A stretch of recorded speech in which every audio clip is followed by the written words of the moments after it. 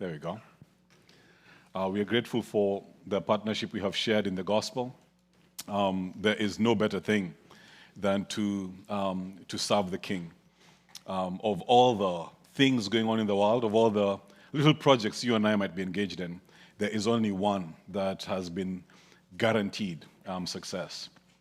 And the kind of success is ultimate and is eternal. And I'm privileged, and we are privileged to be in that critical work together with you. We are especially thankful that you have not only supported us financially, but you have also given of yourselves. You sent us one of your own, James Locke and his family, Marie and the kids, and they were with us in Nairobi for 3 full weeks. And hear it from us, short-term mission trips are not always the greatest of blessings to the people who host them. And yet, this family found a way to be such a blessing to the Mbuguas and to the Pitsleys as well, whom they were there to visit. And they very intentionally, thoughtfully, sacrificially cared for us. We developed meaningful friendships. During that time, Marie spent meaningful time repeatedly with my wife, and that was of great encouragement to her. As did James with myself. We had conversations about the work. I received great counsel, wise insights into the work that we're doing, the kind of insight that we have received now from you through them that would not have been possible if they had not taken and sacrificed the amount of time that they did. And we now, as the Mbuguas, can actually say we actually have friends, not just merely partnerships, and we know some of you increasingly much better, and now even with this family, we have received another gift that is relational. So we're actually vacationing this particular week together. We shall be leaving town tomorrow, so we cannot thank you enough for the way in which you have loved us and cared for us so well. Acts chapter 27. As you have already heard, the title of the sermon today is Safe and Secure in the Storm, the Providence of God in Missions. The Providence of God in Missions. The book of Acts, in the section we are reading, is coming to an end. Acts, like any other book of the Bible, is not just a compilation of random stories that have been put in and shaken together, and we can come in and get a verse for the day, or rather an encouraging point for today that we can maybe stick on our mug and move on. The narrative is cohesive. It is intentional. There are no random, pointless details that are put in it. And I'll have you observe that the way the grand story of the book of Acts, the outline that was given to us of a gospel that is moving from Jerusalem to the ends of the world, the way that narrative comes to an end is with a story of a storm. It's a problem. It's a problem. Well, the goal has always been to get to Rome. And as the portion begins of Scripture here, it says at the very beginning, and it was decided that we should sail for Italy. It was decided that we should sail for Italy. I didn't give you the main point that I'm seeking to convince you of. Sorry for that. The main point I'm seeking to convince you of in this morning's sermon is that in our call to advance the gospel to the ends of the world, we can take courage in the face of difficulty, for everything will work out exactly as God has determined. That's where we're headed with this. That in our call to advance the gospel to the ends of the earth or the world, we can take courage in the face of difficulty, for everything will work out exactly as God has determined, exactly as God has determined. And so here the journey for Paul begins, his journey to Rome. And he begins by telling us, and it was decided that they should sail for Italy. Well, it's important for us to note that Rome is a critical part of the grand narrative of the book of Acts. And a question that you could ask yourself at this stage would be, who is it that has decided? Who is it that has decided that Paul would sail for Italy? Well, Paul has been in Jerusalem in prison for up to 2 years. He's been moving from one court case to another court case. In his last court case, he appealed to Caesar. And the declaration was, to Caesar you have appealed, and to Caesar you shall go. So it could be said that Paul decided, since he appealed to Caesar. Or it could be said that the judge or the proconsul decided, for he's the one who responded by saying, to Caesar you have appealed, and to Caesar you shall go. Or you could say that the availability of a ship to actually get him there, or Julius the centurion who was in charge. There's many places you could go to say, these folk have decided, and yet the book of Acts has been very key to point us to a grander controller of the narrative. Go back to chapter 23 and verse 11 for me and see how what's beginning here was predetermined long before it was humanly decided. In chapter 3 and verse 11, Paul has been in Jerusalem. He's been bearing witness to the facts concerning Christ as he had determined back in chapter 20. He set his face for Jerusalem, and he had moved from city to city, and in every city he had gone to, it was only persecution that was prophesied, that was waiting for him in Rome. But that's where he famously says that to me it is nothing if he loses his life. Only, Paul says, that he would have the chance to bear witness to his Christ. And so he's got into Jerusalem, and things have been as bad as they were prophesied. Remember Agabus, who came and he tied himself with his belt and told him, this is what is waiting for you? Well, that came to be in Jerusalem, and he's been tossed in prison. Things are pretty bad in prison, but the night after he's imprisoned, God shows up, and in 23:11 says, the following night the Lord stood by him and said, take courage, for as you have testified to the facts about me in Jerusalem, so you must testify also in Rome. So who decided Paul would go to Rome? God did. A long time ago. 4 chapters ago, God had already shown up and told him this. It's actually a couple of years have passed since God said this. So when you're beginning this narrative, and it is saying, it was decided, the author is quite cleverly here, wanting us to see both the human side of things.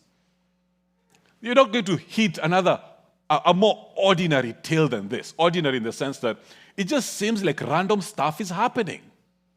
The sun is shining, the wind is blowing, and we are sailing type stuff. It doesn't seem like every sentence is loaded with spiritual meaning.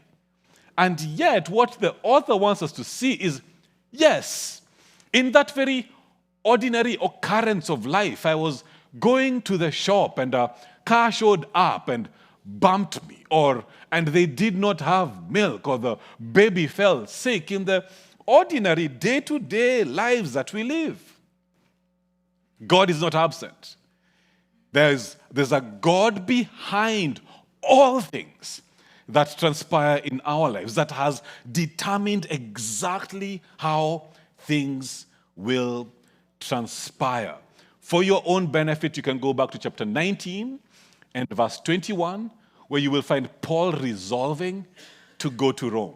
And you can also go all the way back to the very beginning of the book of Acts and see that this story is important in the grand narrative, because there Jesus in 1:8 speaks to the disciples and calls them to this task of bearing witness concerning him in Jerusalem, Judea, Samaria, and to the uttermost parts of the world. And the narrative of the story has been going that way so far. The gospel began being proclaimed in Jerusalem, and then in Judea, and in Samaria. And then the Gentiles have been hearing it now, as it has been spreading. And as the book is coming to an end, it's wanting to point us to the farthermost part. It's gone to the very capital of the world, Rome. The book is going to end with that. Will the gospel get there? Well, let's keep reading here and see what the story is going to highlight for us. It tells us here then that, and when it was decided that we should sail for Italy, they delivered Paul and some other prisoners to a centurion of the Augustan cohort named Julius. And embarking in a ship of the Adramyttium, which was about to sail to the ports along the coast of Asia, we put to sea accompanied by Aristarchus, a Macedonian from Thessalonica. Let's put up that map. That's going to help us out with just kind of tracking with where they have begun their journey and where they're going. Well, the narrative tells us here that as they begin, Julius does a favor to Paul. He acts kindly towards him. He treated Paul kindly and gave him leave to go and see his friends that he cared for. It's a narrative, grand narrative here telling us that Julius liked Paul. I don't know why he liked Paul. He might have liked Paul because Paul was kind of like a father figure. Paul reminded him of his favorite high school teacher. I do not know why. It doesn't tell us. Simply tells us Julius liked Paul and treated him kindly. That's basically what you're told. Very important in the way in which the gospel actually gets to Rome. That is key. I tell you this early. If Julius had not liked Paul, Paul would not have made it to Rome. Keep that in mind as we're reading through this narrative. Well, the journey begins, and it says in verse 4, putting out to sea from there, we sailed under the lee of Cyprus. So wind is blowing here towards land. Because the winds were against us, as they chose to stay close to the shore, because the winds were against them. They didn't want to get caught in the wind and lost at sea. Verse 5, and when we had sailed across the open sea along the coast of Cilicia and Pamphylia, we came to Myra in Lycia. There the centurion found a ship of Alexandria sailing from Italy for Italy and put us on board. We sailed slowly for a number of days and arrived with difficulty off Cnidus. And as the winds did not allow us to go farther, we sailed under the lee of Crete off Salmone, coasting along it with difficulty. We came to a place called Fair Havens, near which was the city of Lycia. So here's where they are now. Here's where they are now.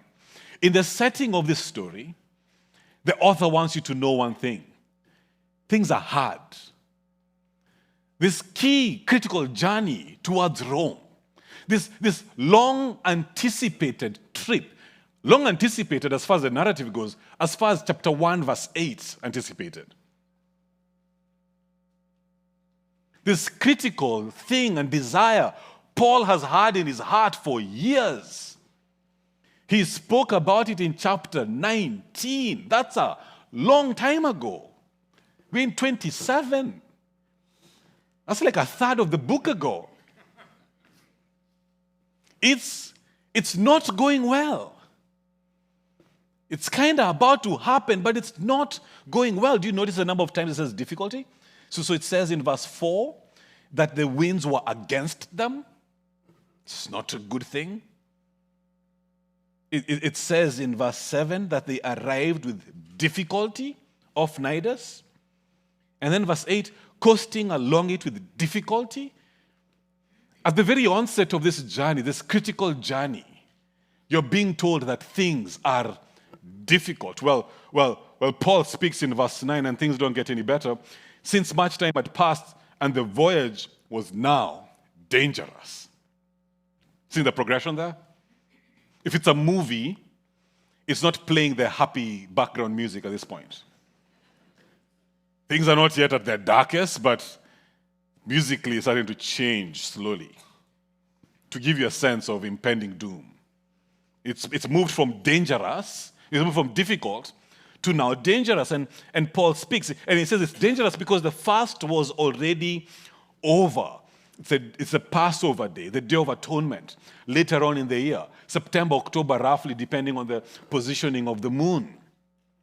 And typically, with sailing, the later in the year it got, the more dangerous it got. And typically, they would get to a point where they would stop sailing altogether. Because there was hurricane seasons, which you guys have here as well, don't you? And the hurricane season, the cyclone seasons were later on in the year. So they would not be sailing then. And these guys are playing. This is injury time they're playing with. And they're still on sea when many other boats have actually stopped sailing by this particular point. So things are not looking good, they're looking dangerous. So Paul advised them, saying, verse 10, "Sirs, I perceive that the voyage will be with injury and much loss, not only to the cargo and the ship, but also our lives." So it's difficult, it's dangerous, and now Paul is saying it's going to be deadly. If we keep this up, someone will die. Verse 11, they don't listen to him. The pilot and the owner of the ship don't listen to Paul, and they decided with the majority, and you know the majority is always right, chapter 12, verse 12, the majority decided to put out to sea from there and to go over to Phoenix. So they're in Fair Havens, and they decided to go over to Phoenix. Not too long of a journey, maybe 40 miles. They can do this a day or two by ship. They can make it, but it was a better place to spend winter than Fair Havens is. Verse 13 says, "Now when the south wind blew gently, supposing that they had obtained their purpose, they weighed anchor." It's a short trip from here to there, Fair Havens to Phoenix. And it's a much better place to spend winter. It's been difficult, it's dangerous. Paul is warning it could be deadly, but we can make the hop. Look, the winds are for us. It's a soft wind, gentle wind. We have obtained our purpose, let us go. And so they sailed along Crete, close to the shore. But soon, a wind called the northeaster struck down from land. And when the ship was caught and could not face the wind, we gave way to it and were driven along. The northeaster is like a cyclone. So winds of up to 100 miles an hour. What had seemed like was a good day to sail suddenly turned ugly. And they lost control. The idea of being driven along is they are trying to remain close to the shore, but the winds have taken control and they have been pushed into sea. Do you see how far out they go? They're trying to make this hop right here on this line close to the shore, but they get all the way out into the ocean now. This is missions, guys. The plan was Rome. But decisions have been made that are putting the whole plan at stake on the line. Guys, that's really when the story begins properly. Because from there, things that were difficult and then dangerous and potentially deadly very quickly become desperate. You see what happens here? They start doing absolutely everything and anything to stay afloat. Verse 17.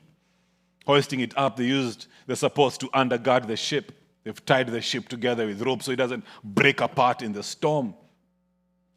They lowered the gear, they pulled the sails down. They don't want that thing to break, right? Only makes matters worse if the winds are that strong. It's more dangerous for them. So they lower the gear. They say in verse 19, it says, and on the third day, this trip was already taken longer than it was supposed to take. They threw the ship's tackle overboard with their own hands. That's the machine they would use to load heavy cargo onto the ship. So to think of something very heavy, which is why it's referring to the fact that they even used their own hands, like a little crane of that time, to toss it overboard, to lighten the ship so that it doesn't resist the waves so much and it becomes a match between the waves and the ship. But rather the ship can become light and hopefully it can be raised up by the waves easily, up and down, so that they might not die, so that the brook might not be shattered to pieces. They are doing everything they can. This is total desperation. Does anybody have any other idea of what we can do so that we might not die? All the veterans have spoken. The captain has spoken. They've done everything in the book. Then it says in verse 20, when neither sun nor stars appeared for many days, and no small tempest lay on us.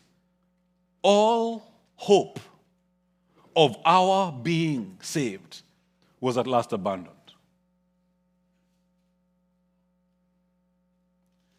It was difficult, it was dangerous, it was deadly, it was desperate. And now, they're in total despair. Nothing left. I'm struck especially by who is saying this. Who is saying this? Who is speaking right now? The heathen sailors? It's Luke speaking.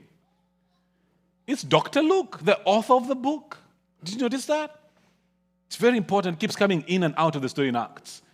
And here it says, our, not their being saved, like one who was writing a story was being, no, our being saved. Godly man. Add Aristarchus inside that. Godly men who are together with Paul, knowing this is a vital, critical journey for missions to go to Rome. And they have no hope left. That little phrase, at last, abandoned. It's pretty dramatic. This is not how the story is supposed to go, people. Missions shouldn't be like this, should it? Shouldn't the story always be things are going great? It's been incredible this year. Nothing but superb updates to tell you. Onward and forward. Wow, this is so good. Instead, what you're being told that as the narrative is coming to an end, with the most critical journey that there has been thus far, to attain to the goal set by Christ in one sense, as far as the book of Acts is concerned, that what they have faced is nothing but hardship. That's on the outside. But notice on the inside, that's the climax of the problem. On the inside, the difficulties outside have led them to despondency inside. Discouragement. They are disheartened. And saints, that's way more dangerous than the storms outside. The question isn't so much what has happened. The question is, how are you doing? So I ask you, how are you doing in your following Jesus? How are you doing in the battles of remaining as a faithful disciple on the narrow road? How are you doing? The key question, again, is not so much whether you have cancer or not, whether you have resistance in sharing the gospel or not, or whether parenting the kids is difficult. That's not so much. The question is how are you doing with it? Are you still there? Are you still in the battle? Are you still fighting? Or have you given up? The pounding of the waves, what it was doing, in reality, the damage you're assessing is not so much on the ship. The damage the author and Luke himself is assessing is on their hearts. So that at the end of it, it's not an analysis on, actually, by the end of it, there was a hole down. Hope was gone. All hope was abandoned. It's important in the work going on and reaching the end. And the enemy is out to get us to quit. And in this case, these supposedly random events and terrible choices by other people, what appears to be purposeless and pointless, utterly meaningless suffering, appears to be, has brought them to this point. It's one thing for me to say, I shared the gospel at work and I got fired. It's another thing to say, they just should have listened to me, and they didn't. We are in this mess, and it was mere common sense that this is a bad time to sail. And it's put everything at risk. Well, let's quickly move forward here and see where this story goes to. The climax is Paul's speech at the very middle here.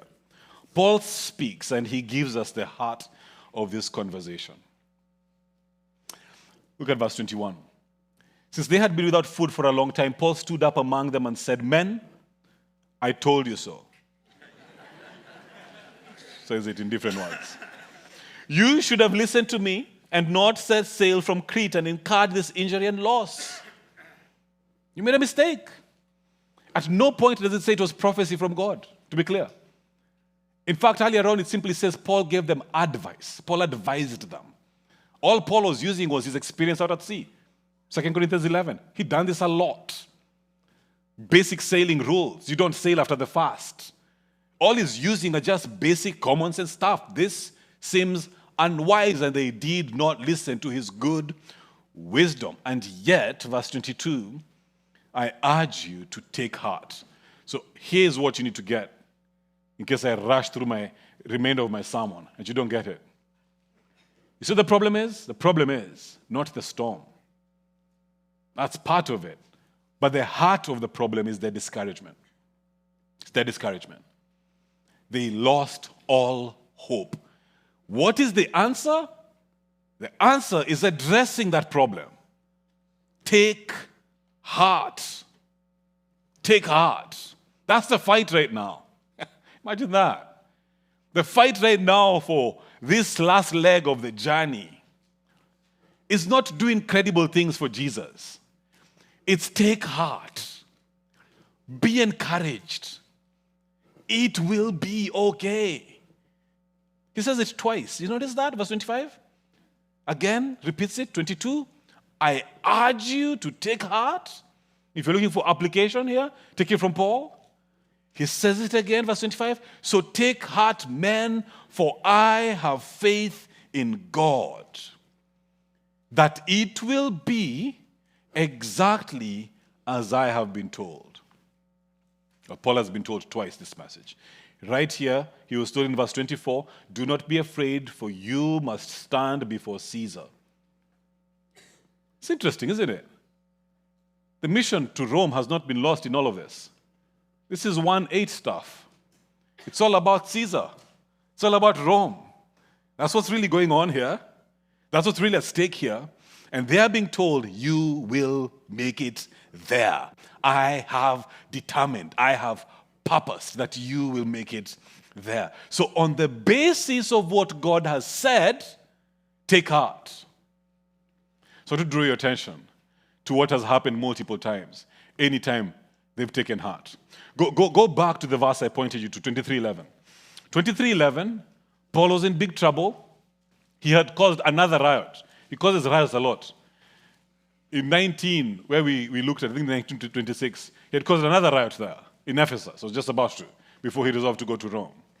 But in 23:11, it says what? "Take courage, for as you have testified to the facts about me in Jerusalem, you must also testify also in Rome." Then what happens next? It becomes a fairy tale story? No. You have a title in your headings there? What happens after God shows him that in the prison? 40 men swear to kill him. How is this? God, is there a pause on that? Where do you walk? When will you begin actually to get me to Rome? Things don't just immediately become good. In fact, things get worse after the promise comes. So Paul in prison is not being asked to take courage because, look, even the people like you now. No, in fact, they seem to hate him even more. Some dudes have said they will not eat or drink until he dies, is the news he gets in the morning. Take heart, things get worse. Now they're out at sea. What happens there?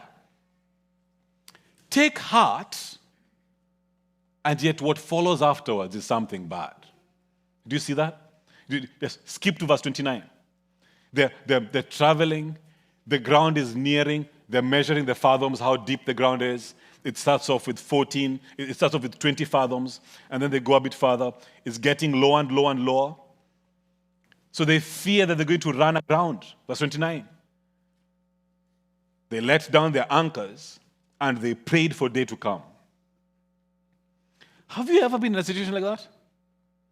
Where the night seems like a whole year? It's night. And the thing they're praying for is what? Just day to come. That's when you're counting the night in milliseconds.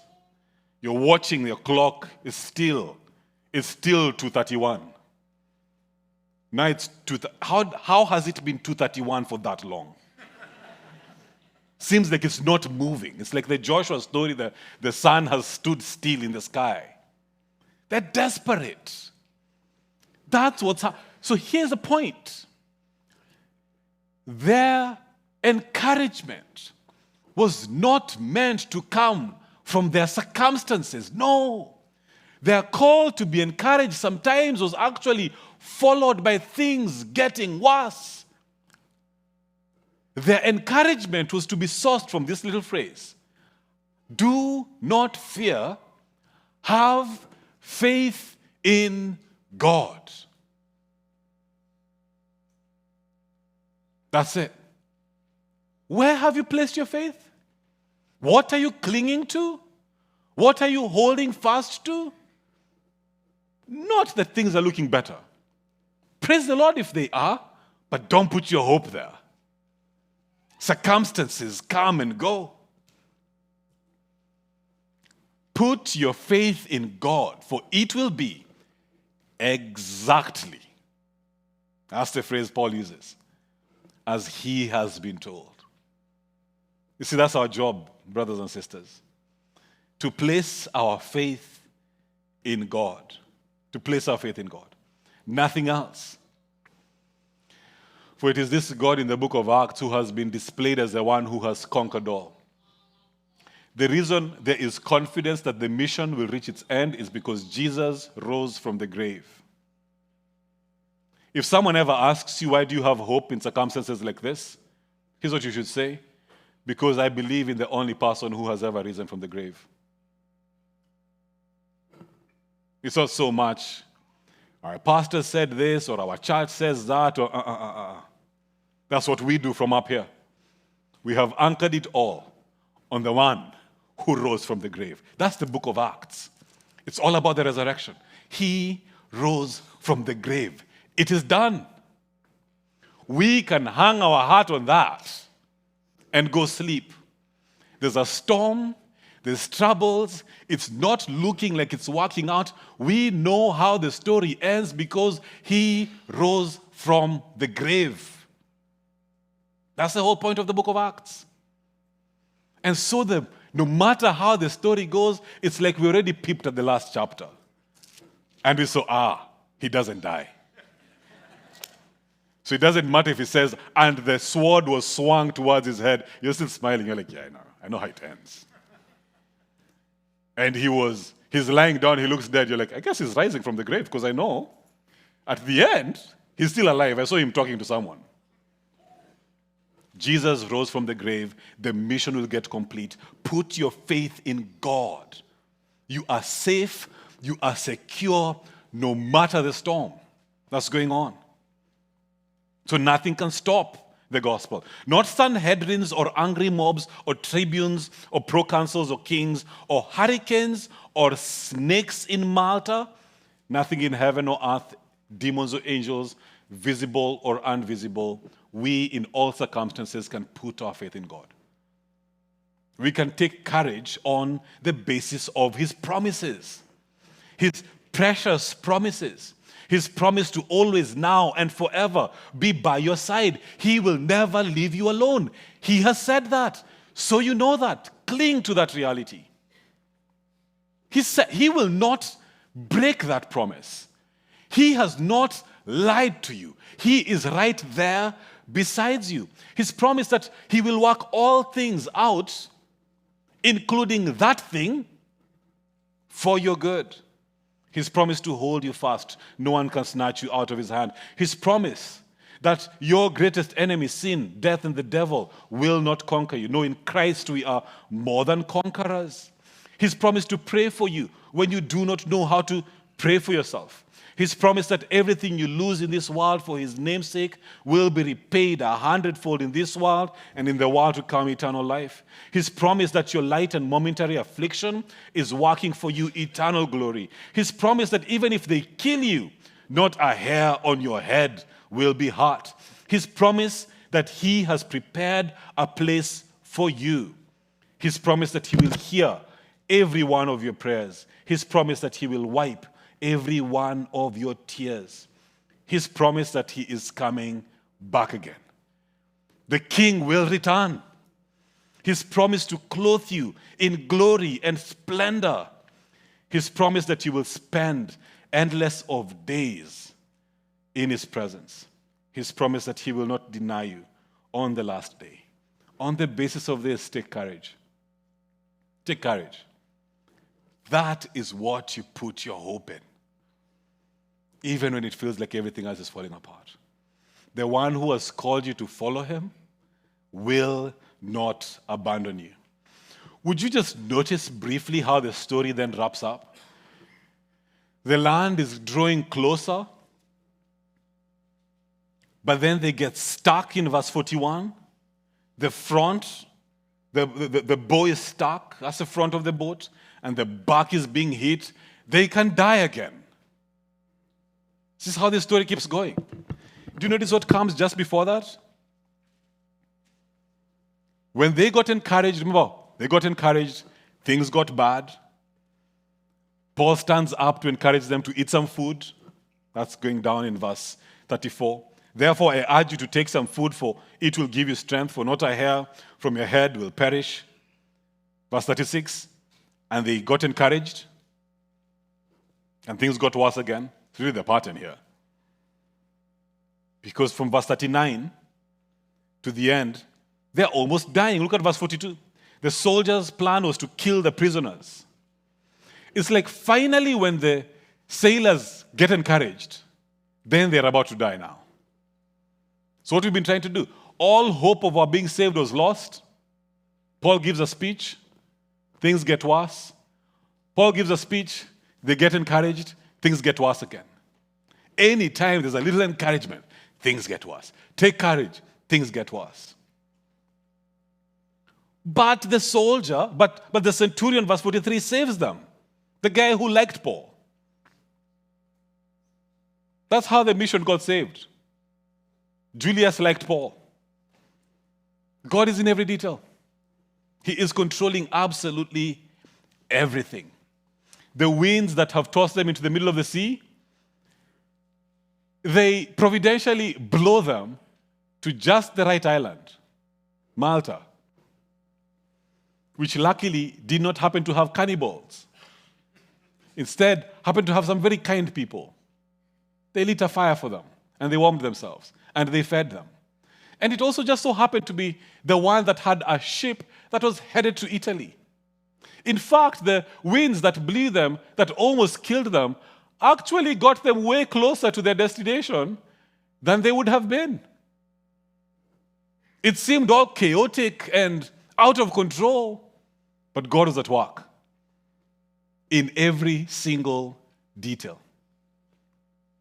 Emphasis, why do you have hope?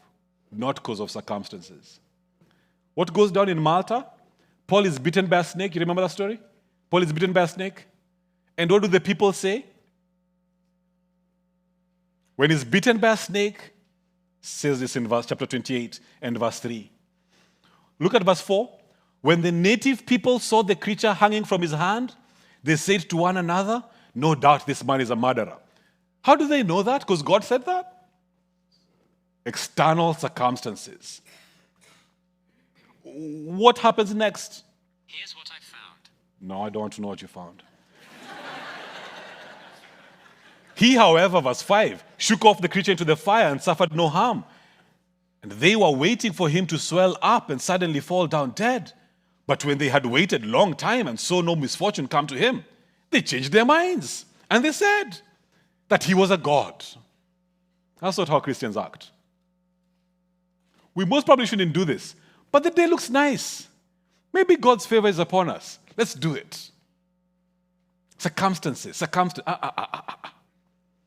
He's been bitten by a snake. That's a sign. Maybe he's a murderer. You saw what happened in his life? Oh, he did not die. Maybe he's a god. That's what believe. They anchor their hope in what God has said. We did a church plant. It really worked out great. It's full of people. God must have been in it. Amen? We did a church plant. It's been horrible. It's been so hard. We've had nothing but challenges. That's evidence, right? Right? That's evidence God is not in this. God is not in this. Is that how we act? Things are going great at work. Must be because of my devotions. I've been pretty diligent the last couple of weeks. My boss was mean with me. I hit my little toe on the table. It must be because last week on Tuesday, I ran past that red light, which you shouldn't be doing. I know how recovering fundamentalists think. Assessing signs in every single place to know, is God for you or is God... No. He who saved you has risen from the grave. Your life is safe and it's secure in Him. This is how the story ends. Last line, Paul gets to Rome. And look at verse 15. And when the brothers who met them there, Puteoli, which is at the very end, in Italy, when they heard that they came as far as the Forum of Appius, one of the 3 taverns to meet us, on seeing them, Paul thanked God and took courage. It's been the whole point. 23:11, prison, take courage. In the middle of the ocean, when things were bad, take courage. And when he landed in Rome, he took courage. Do not underestimate how important how you are doing is. What things are you telling yourself this morning?